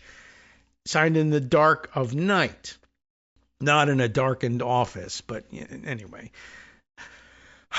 Sigh. Anyway, and then I guess Trump goes on. We want to get criminals out of our country. And, of course, none of these guys had any adjudication as criminals. No, they weren't found guilty of anything. They were only barely suspected of maybe possibly being gang members. Now, by the way, I did happen to see in the stories last week of the negotiations between the president of El Salvador, supposedly in negotiations between him and Marco Rubio, that president, it's Bukele, although, he's got a fuller name, but Nayib Bukele is his, I guess is the shorthand version of his much longer Spanish / Palestinian, as it turns out, name. Anyway, his cover and all this was, well, I assume, we're only taking people that have been, had their cases adjudicated. They've been found guilty of some crime, right? And I don't know whether Rubio told them, oh, yeah, sure, no problem. Of course, you're not crazy, right? No, but apparently, I think that was maybe done with a wink in mind, because it's been pretty obvious. It's in all of our newspapers. No, these guys haven't had any due process at all. They were just rounded up and suspected of some sort of immigration violation. And then we said, well, also they're gang members. And so you know what gang members are. They're guilty of crimes because that's what the gangs do. Crime. Now, did you convict any of these guys? No. Meanwhile, what's his name? Homan? What's his first name? Tom, right? Tom Homan, the Border Patrol honcho. The Border Patrol czar. He doesn't have a real position, right? Was on TV, doing the Republican thing. Well, did these people have any due process before that they were rounded up and exiled? And his comeback, very Republican. Well, due process? What kind of due process did Laken Riley have, huh? She, of course, was murdered, allegedly, again, by and I think they specifically think of Venezuelan migrant in the United States. And so therefore, right, now, that never makes any sense as an excuse. It opens the door to all sorts of things. Like, I guess Tom Homan won't be looking for any sort of due process in any after times that might come around when Trump administration people might be being held accountable for their actions if that day ever comes. He won't be asking for any due process because he hates due process, clearly. But I mean, yeah, to the extent that excuse works, it's, well, the due process, I mean, it certainly doesn't give you your life back, but the due process part is we find somebody that we suspect actually did kill Laken Riley, and then we try to prove it beyond a reasonable doubt in court and then punish that person. It's as against that person if there was ever an excuse, and there isn't. No, well, she didn't get due process, so you won't either. No, we're supposed to do things differently than the criminals do it. That's step one. Step two is that's only, something you can make a claim about as against the person you suspected actually killed Laken Riley, not just everybody who came from the same country, even if they didn't. And then, all right, well, no due process for anybody ever, anywhere that is the same skin tone as the person we think murdered Laken Riley. That's so insane. There's just no quantifying it. Anyway, I'm having trouble getting through this factual recitation of what happened on Friday when they asked Trump, did you sign the damn thing? We want to get criminals out of our country, number one. And I don't know when it was signed because I didn't sign it, Trump admitted. It says said, but it's really a confession. Other people handled it. But, and then in parentheses, Secretary of State, but Marco Rubio, there you are, has done a great job and he wanted them out and we go along with that. We want to get criminals out of our country. So, by the way, Marco Rubio, to the extent you care about your reputation, Trump is saying if there was anything wrong with this whole process, blame it on Marco Rubio. He's the one who said that he wanted them out. Setting you up, Marco. The proclamation invoking the Alien Enemies Act appears in the Federal Register with Trump's signature at the bottom. So again, one of the issues is he lying? I did sign it, but if I say I didn't sign it, then they'll look elsewhere for somebody else to blame, even though I think everybody kind of knows. Is that the sort of thing that the president has to sign? So he's probably lying about having not signed it, but then again, it is Trump and it's paperwork, so it's entirely possible that he didn't sign it and that he had someone else sign it, or nobody signed it, or put the auto pen to it, or I didn't do anything, or we deported these guys because we thought we had the right to do that. And then we were told, you can't do it this way. Really? Well, I mean, there is a way you could do it. If you had, like if you had invoked the Alien Enemies Act, I guess presumably you can do almost anything. So why don't we retroactively say you invoke the Alien Enemies Act? And at which point the judge says, all right, well, like exactly what time did you do that? Because, if you're going to retroactively date stamp these things, I want to at least make sure you retroactively date stamp it to the right time so that this stuff makes sense. But they effed that up too. And Trump and paperwork, man, you're going to land yourself in trouble. Except, it still requires a judge saying, well, I'm going to hold you accountable for having time stamped it wrong. And some of these people are going to be allowed back, or the whole program is being invalidated, or whatever. And so far, they haven't been willing to do it. But there you have it. The proclamation appears in the Federal Register with Trump's signature at the bottom. So, in normal times, this would be an outrageous scandal. A president who said that an important paper was signed by him / not signed by him, and it turns out that the whole thing is garbage, that's going to create an issue. But not for Trump. That's one of the smallest things that he did on Friday. Hours after the president made his comments on Friday, the White House claimed that Trump was not talking about whether he signed the document last week, despite Trump responding to a reporter asking about the judge wanting to know why the proclamation was signed in the dark, his words, and why people were rushed onto planes. That was the actual wording of the question. President Trump was obviously referring to the Alien Enemies Act that was signed back in 1798. The White House Communications Director Stephen Chung, remember him, said in a statement. So that's a hell of an excuse. When he said, it's possible with Trump brain, right? When he says, oh, okay, I didn't sign it, right? What he said, other people handled it.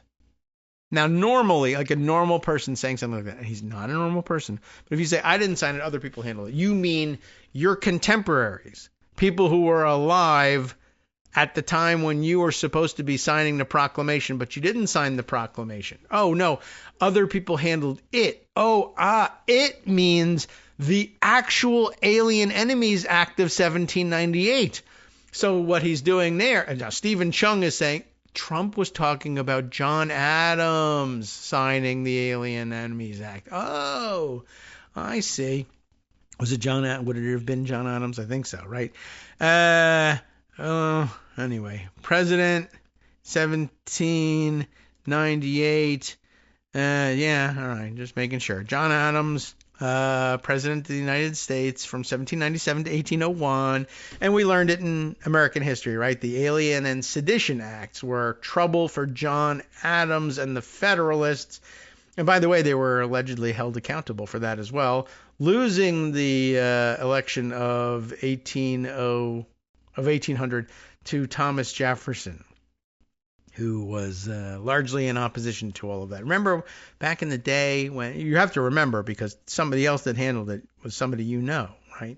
How do you like that? So that's some excuse. Stephen Chung's rationalization after the fact is Trump is saying the right thing. When he says somebody else handled it, I meant handling the signature of the actual Alien Enemies Act in 1798. Someone's handling it. Someone. John Adams, second president of the United States, signer of the Constitution, Declaration of did he sign the Declaration of Independence? I don't know. John Adams. Probably not, actually. But now that I'm thinking about it, I don't know if I know offhand who signed for Massachusetts in the in the Declaration. And sometimes the difference as between the signers of the Declaration of Independence and the Constitution, and yada yada. You get the idea. All right. Well, you can look that one up. There's a detail we probably don't need to have right on the spot. I acknowledge that my memory is failing me and I'm not entirely positive. But anyway, that's a really remarkable rationalization. President Trump was obviously referring to the original Alien Enemies Act. I didn't sign it. It's 250 years old. I didn't sign it. I'm only 200. So the recent executive order was personally signed by President Trump invoking the Alien Enemies Act that designated the Tren de Aragua as a foreign terrorist organization in order to apprehend and deport those heinous criminals. Thank you, Stephen. Yet Trump's assertion that other people handled it and his specific citation of Rubio, who is not 250 years old, is at odds with that White House statement. Trump raised Rubio's name without prompting from reporters when he was then asked a hypothetical question about whether he would send another deportation flight to El Salvador that night, Friday. Amid the ongoing litigation, Trump said it would be up to Rubio. I would say that I'd have the Secretary of State handle it because I'm not really involved in that. But the concept of getting bad people, murderers, rapists, drug dealers, these are some really bad people out of our country. I ran on that. I won on that, Trump said. Totally coherent. At a hearing earlier on Friday, Boasberg vowed to find out whether officials in the Trump administration violated his orders temporarily blocking the use of the Alien Enemies Act for deportations by refusing to turn 2 flights around last weekend. And I guess now the Trump DOJ's position will be that order was effective as against John Adams, you see, because he signed the original. I mean, really? I don't even know. They might actually argue that. I will get to the bottom of whether they violated my order, who ordered this, and what the consequences will be, Boasberg said near the end of the hour-long hearing over whether he should lift the pair of orders he issued last Saturday. Boasberg, an appointee of former President Barack Obama, appeared incensed over how the Justice Department has handled the fast-moving case, opening the hearing by tearing into the tone the administration had taken in some of its court filings. And again, just for a pause here, remember that we found out that Boasberg it was claimed that he was in fact a appointee of George W. Bush, and that it was only Obama who raised him to the chief judge, I suppose. But no, I think we got it. That was the supposition, because now he is the chief judge, and we thought maybe that was what accounted for the discrepancies. What actually accounts for the discrepancies is this. Now, I should have done this yesterday or last week when we were talking about this. It was George W. Bush who appointed him to the Superior Court of the District of Columbia, which is the trial court for D.C., the municipality. But because, of course, it's a federal city, I guess it's the President of the United States who appoints their judges, as opposed to, say, if it was a state, it would be a governor, or because it's not a state and it's just a city, like if you thought that the mayor of Washington, D.C. was the one who was appointing their municipal level trial court judges. No, it's the president. George W. Bush appointed him to the Superior Court for the District of Columbia in September of 2002, and he served there through 2011, at which point he was moved to the United States District Court for the District of Columbia, the federal courts there, not the local courts, but that too done by... So he was appointed to the federal bench, true, by Barack Obama, not just elevated to presiding judge or chief judge of the district court there, which is a true thing too. Anyway, all right, so he was made chief judge in 2023, so that would be, of course, by Joe Biden, replacing Beryl Howell there, who then again took senior status and is still working and is, of course, still having to deal with Donald Trump cases as well. All right, a very weird, stupid, and overly detailed and confusing thing from a very stupid president. Hi everybody, it's me, David Waldman. Yes, the same guy who interrupts you all the time. Interrupting you one more time, just to tell you again, another reminder that your contributions are what keep this show on the air, and patreon.com, patreon.com, is still among the easiest ways to make the sustaining subscription donations that keep us afloat. Are you ready for the pep talk about how our Patreon campaign is still going strong and growing? Well, too bad.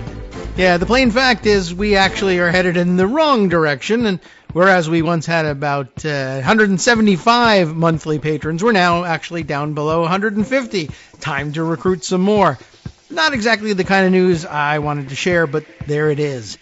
For those of you in a position to support the show, patreon.com does make it easy to make those secure, recurring monthly contributions to do so. Patreon.com/KagroX gets you straight to our donation page. We've been through a lot together. The worst of the pandemic, we hope. The worst of the insurrection, we hope. So go ahead and treat yourself. You don't need an excuse. Give yourself the gift of a little something you enjoy in life. Support the show.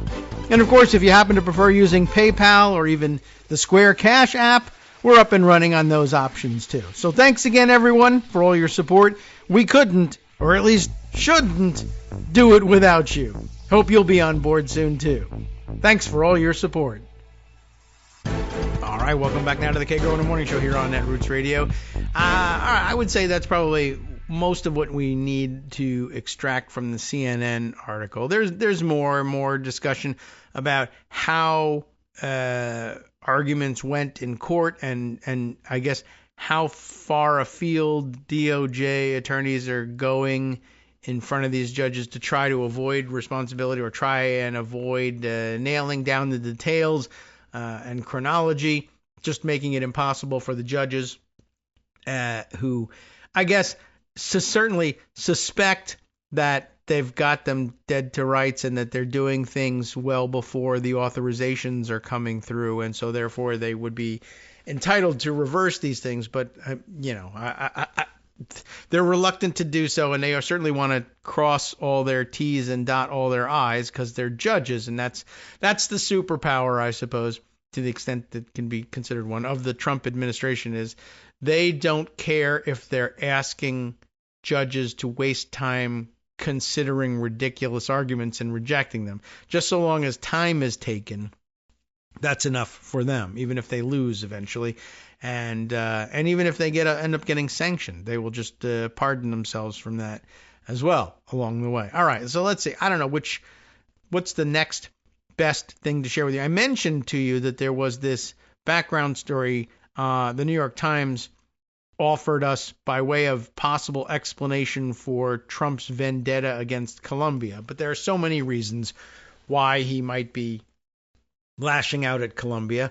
Not the least of which is, of course, is that Barack Obama went to Colombia. But well, maybe it is the least of them. I suppose it's possible. But that too is among them. This is a real interesting story of just sort of pettiness.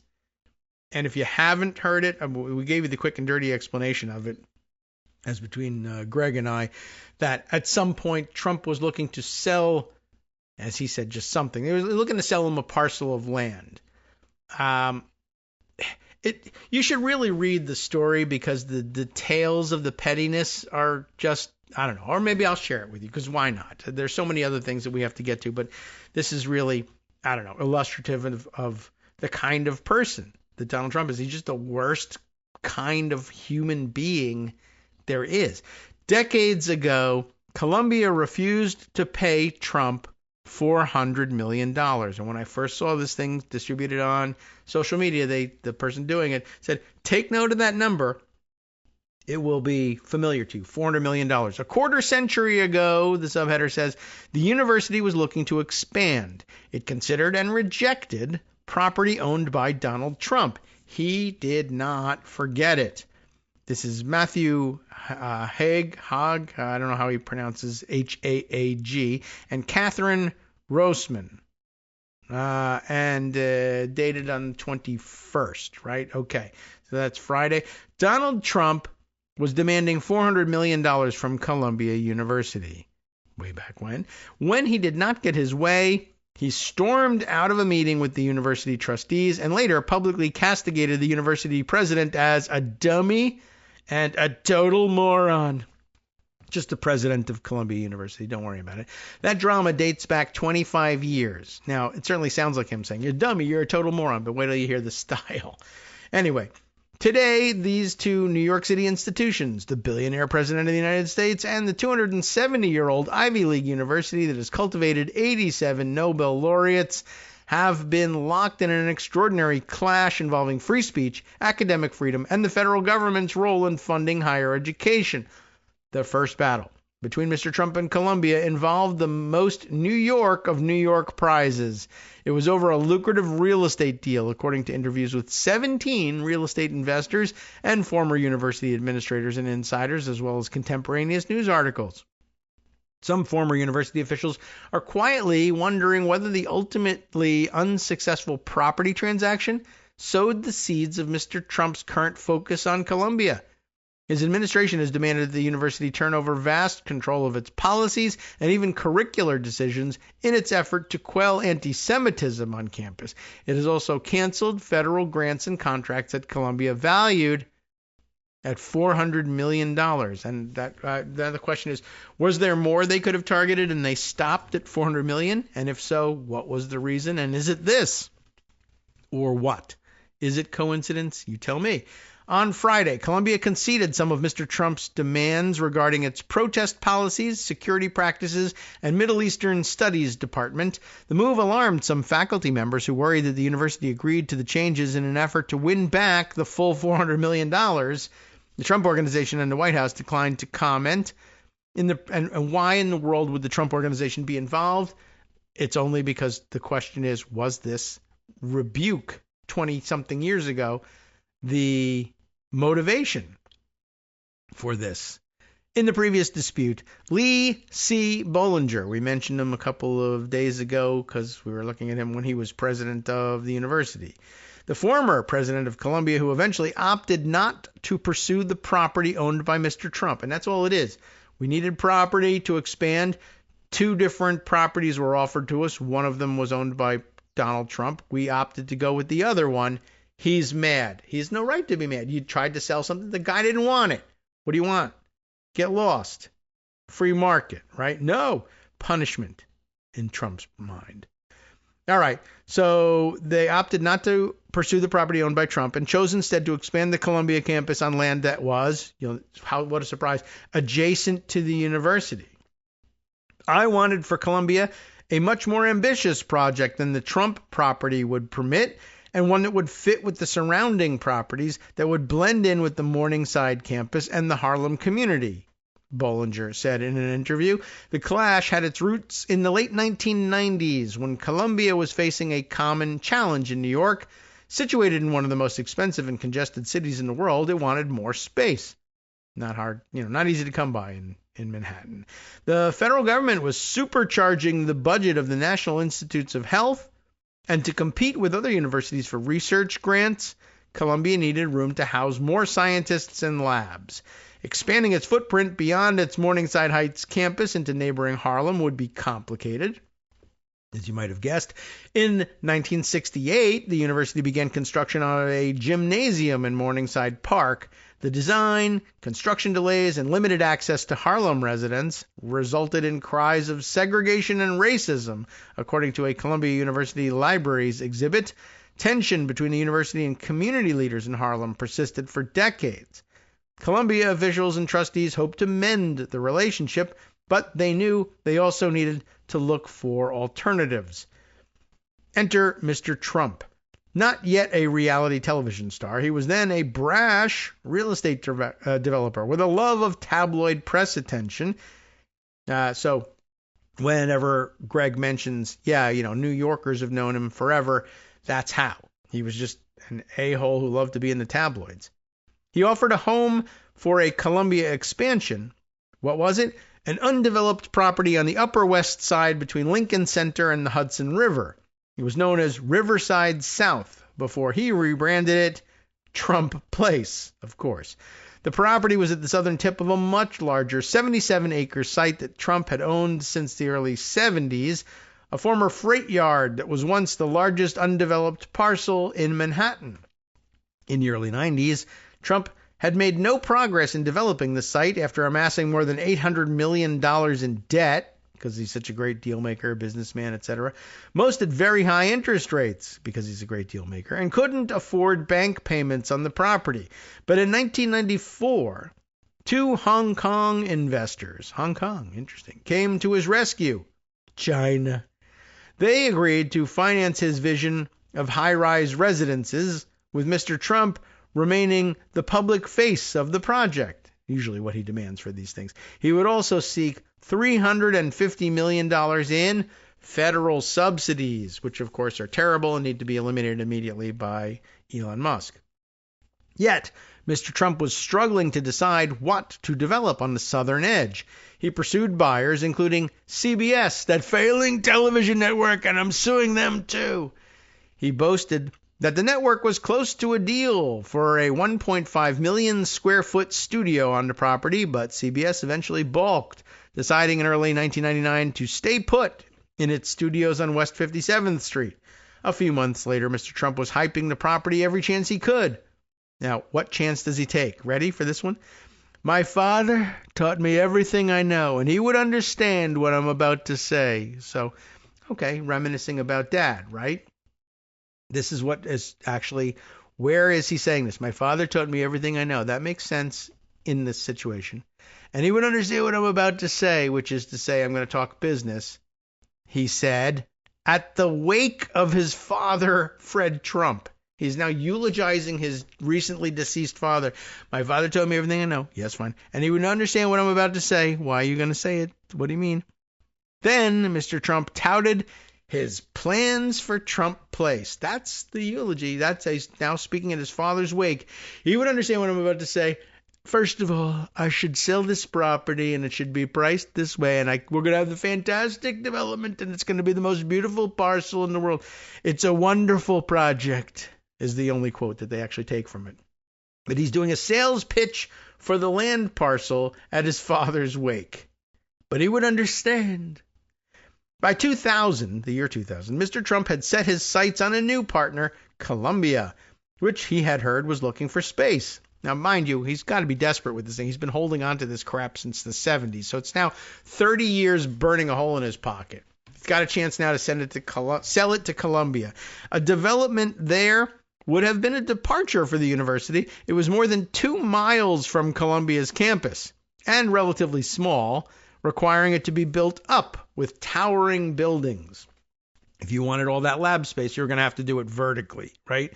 Still, the idea captured the attention of several trustees and some top administrators. For more than a year, they discussed what could become of the land, mostly with officials at the Trump Organization, and sometimes Mr. Trump himself. Mr. Trump even coined a name for the potential development. Oh, it's going to be so beautiful. Here's what we should call it. Columbia Prime. Nah. But in negotiations, he frequently changed his demands. That's what makes him difficult to deal with. Even as reports would appear in Mr. Trump's favored tabloid, the New York Post, claiming that Columbia was close to buying it. How could they be if they couldn't get the numbers right, right? In private, he tossed around numerous prices, just like he has told courts in depositions. The value of a piece of land depends on how I feel about it that day. So in private, he tossed around numerous prices, topping out at $400 million. According to a Columbia official from that era, a figure that an anonymous source leaked to the Post a few times. It's me, John Barron. No matter the amount, Mr. Trump said to Columbia officials the university would be getting such a great deal. This is not a quote, but I'm going to do it in his voice anyway. This is, whatever the price, 400 million, a billion billions, whatever, the university would be getting such a great deal that it should also rename its business school the Donald J. Trump School of Business. He didn't go there. He went to Wharton. He couldn't get them to change the name of Wharton, I guess. But anyway, how about that? I'm giving you such a great deal that you should rename the business school for me. Well, you see, Mr. Trump, usually what happens if you want us to rename a school is you give us money. I don't understand what you're thinking here. We're giving you money, but it's such a great deal that we should rename the school. Like, they actually had to explain that one to him, and he got mad. And an administrator rebuffed Mr. Trump's request. The university does rename buildings, the person told him, noting that its engineering school had recently been named for a businessman who had donated $26 million. If Mr. Trump wished to make a gift, the person said, there were other officials at Columbia who would be eager to meet. Mr. Trump did not make a donation. Hey, remember, he's saying $400 million is such a great price for this. I'm basically giving you in his view, a $450 million parcel for $400 million, and the extra $50 million you should just kick in the school name for me. No, it does not work that way. As the discussions dragged on, many people from Columbia grew frustrated with their dealings with Mr. Trump. Still, the two sides set up a meeting in a midtown Manhattan conference room with the intention of moving a transaction forward. A few trustees and administrators arrived with a report prepared on their behalf by a real estate team at Goldman Sachs, a little startup, not really super experienced in financial transactions. Maybe you've heard of them. Anyway, Goldman Sachs, of course, attended every meeting, apparently, on Columbia's behalf between Columbia officials and representatives of the Trump Organization, and it outlined what the investment bank considered a fair value for the land, right? It should be $400 million. Well, does Columbia agree? Well, they hired Goldman Sachs to evaluate it. Mr. Trump showed up late, was informed of the university's property analysis, and became incensed. Goldman Sachs had assigned a value in the range of $65 to $90 million, not even $100 million, not $400 million, not even $100 million. This, according to a person who was in the room at the time. In an attempt to soothe Mr. Trump, a trustee offered that the university would be willing to pay the top of that range, $90 million. It didn't matter. A furious Mr. Trump walked out less than 5 minutes after the meeting had started. And remember, he was late. The university did not formally abandon a possible expansion on Trump's property until after President Bollinger took over as president in 2002. So it's Mr. Bollinger taking over as president in 2002. And at that time, Columbia had been considering two options: expansion onto the Upper West Side plot that Trump owned, or a move north into West Harlem, where Columbia had started to buy properties.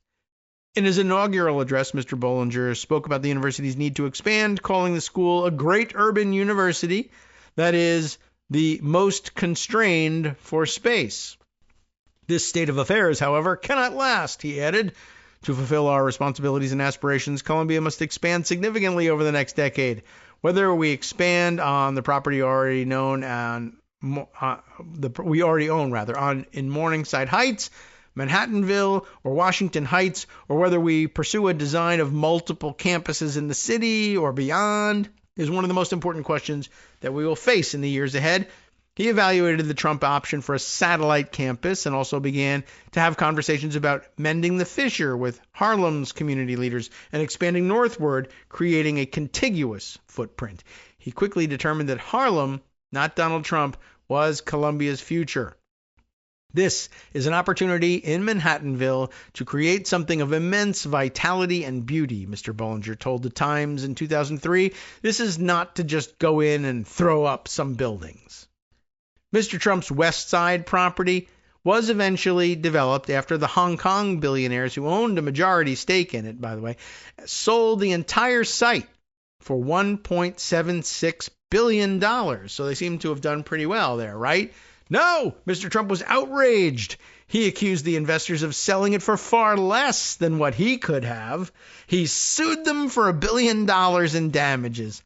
The case, stupid as it was, of course, case was dismissed with the judge pointing out that the development had sold for $188 million more than its latest appraisal. And Trump is still suing here. I could have sold it for $1 billion more than that. What? If he was underwhelmed by the success of Riverside South, Mr. Trump had another asset that was appreciating, his own fame.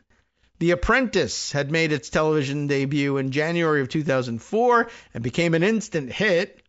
We know about the history of that one and why it became an instant hit and how it worked and how the producers and editors originally thought they were doing a spoof comedy of Trump's idiotic braggadocio, but they ended up instead making him look like a serious businessman, and now we're stuck with him. Anyway, but Mr. Trump's mega stardom did not make him forget about the failed deal with Columbia. In 2010, about 8 years after Bollinger contacted Trump to tell him the school would be expanding into Harlem, not buying from him, 2 Columbia student journalists who had written a profile of the university president received in the mail a gold-embossed letter on thick paper stock from a displeased reader, Donald J. Trump. Just remember, they're reading, I guess, the Columbia Spectator, the school newspaper. Trump allegedly reading this, apparently. He included a copy of a missive that he had recently sent to Columbia's Board of Trustees, in which he called the Manhattanville campus lousy and Mr. Bollinger a dummy. Columbia Prime was a great idea, thought of by a great man. It's himself. He's talking about himself, which ultimately fizzled due to poor leadership at Columbia, Mr. Trump wrote.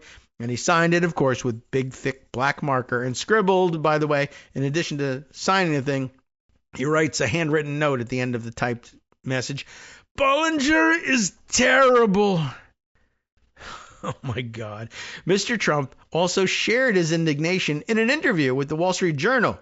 Years after the deal fell through, the newspaper said, Trump is still irate. They could have had a beautiful campus right behind Lincoln Center, Trump told the reporter, and called Mr. Bollinger in the interview a total moron. Mr. Trump was perhaps staying true to principles outlined in How to Get Rich, an advice book that he, quote unquote, I would say, co-wrote a few years after his deal with Columbia went sour. One chapter is titled, Sometimes You Have to Hold a Grudge. And wow, if he isn't holding that grudge. And now, all of a sudden, $400 million turns out to be the number he's fixed upon that Columbia is going to have to lose in federal grants in order to make him feel better about not being able to execute Columbia Prime. It would have been so beautiful. Oh, my God. What can I tell you? Well, is there anything dumber than that?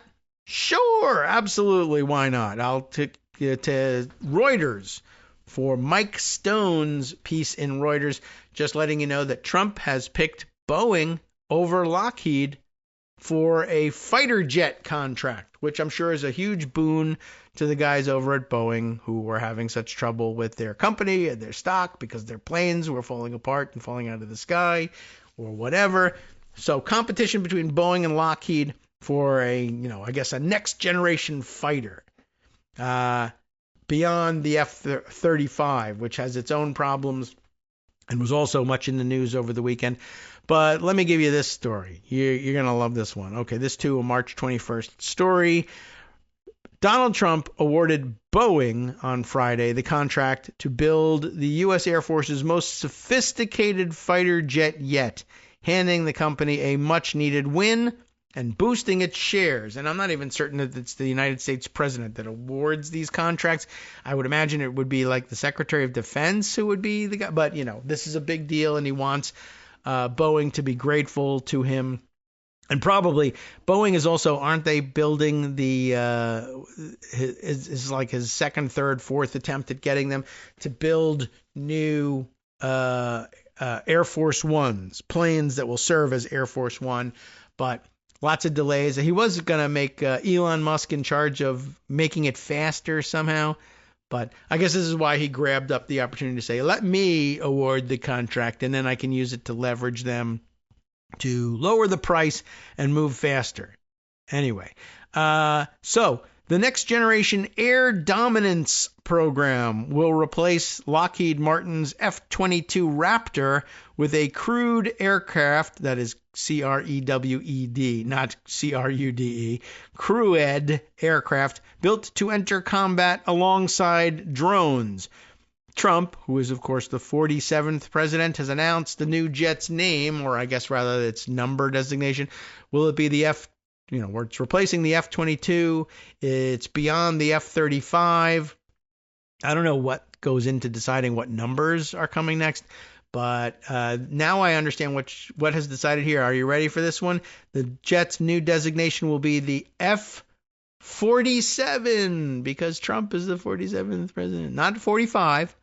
He's going with 47 on this one, which, look, I can appreciate him giving an excuse, even in these days where they're cracking down on criticism of Trump himself. Now we're all free to run around talking about how much we're enjoying saying F-47, F the hell out of 47. But here we have it, the F-47. Usually they give it a name too. The F-22 is a Raptor. I don't know what, there's F-14 Tomcat. Was it Tomcat with a 14 on that? I don't know. There's the F-18. I don't know what that was. But they need a name for the F-47.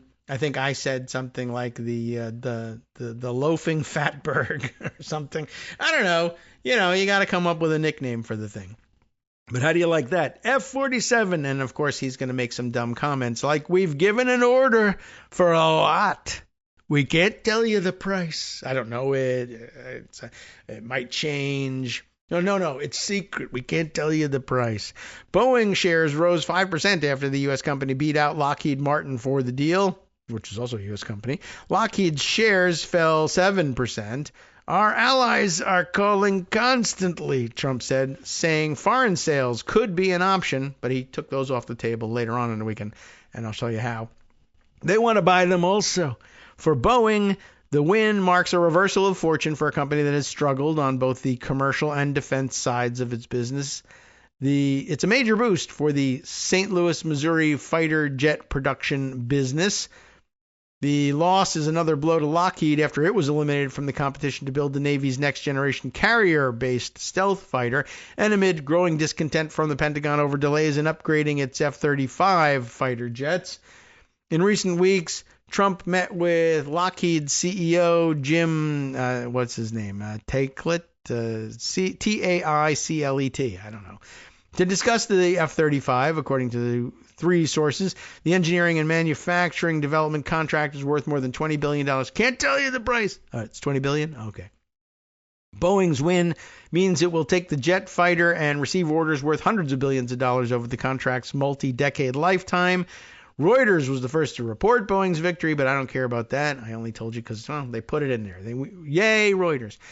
Okay, then there's more yada yada comments, et cetera, et cetera. Major win, the whole deal. Anyway, there's a mention of Elon Musk at the bottom here. What's that about? Let's see if I can find that again. Billionaire and presidential advisor Elon Musk has voiced skepticism about the effectiveness of crewed high-end fighters, saying cheaper drones were a better option, which I guess means he's looking to get into the drone business, maybe with SpaceX, and sell those to the government. But somewhere along the line, I don't know if I put this one aside in Pocket or not. I think it might have flown under my Pocket radar. But over the weekend at some point, Yeah, I guess I'll have to just sort of search for the Blue Sky post of it. But apparently, a Danish official made some comment that I saw. I don't know whether he made it on Twitter or X, but I saw it on Blue Sky.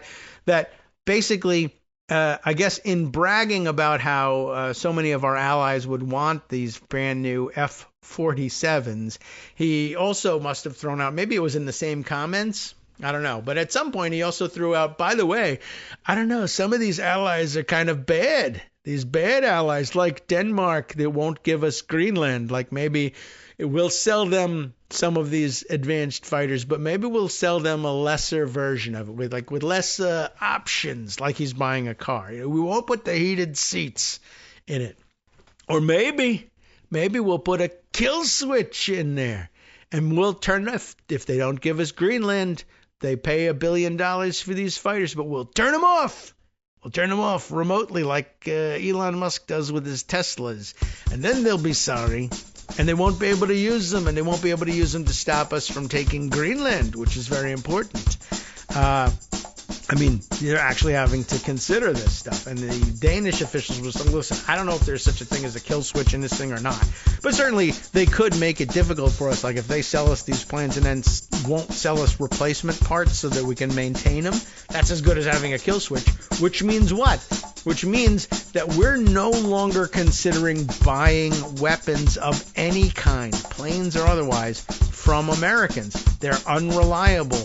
They're threatening us. They're making hints and innuendos that they'll stop supplying us at some point. It's the only thing that makes any sense in our self-interest is to find another source for weapons. It's a good thing the defense industry isn't worth a great deal here in the United States of America and doesn't create a lot of jobs or make a lot of people rich or pay a lot of taxes or anything like that. So collapsing the old military-industrial complex, well, at least that gets taken care of. You know, we were worried at the end of last week. One of the big problems was a single person who just happens to be the richest man in the world already, embodying both sides of the military-industrial complex. He's a military decision-maker getting briefed about China war plans, and at the same time running the government, and is the defense contractor selling all these things to the people he's negotiating with himself. NetworksRadio.com. You have been listening to Kagro in the Morning with David Waldman. All right, well, we don't get the 9 seconds back from the beginning of the show that we wasted by not being able to press the buttons in time. However, it is time to hand things over to Justice Putnam for the West Coast Cookbook and Speakeasy. And gosh, there was so much news from over the weekend. I can't imagine how much we missed, but Justice will give you a small sampling of it next. See you tomorrow.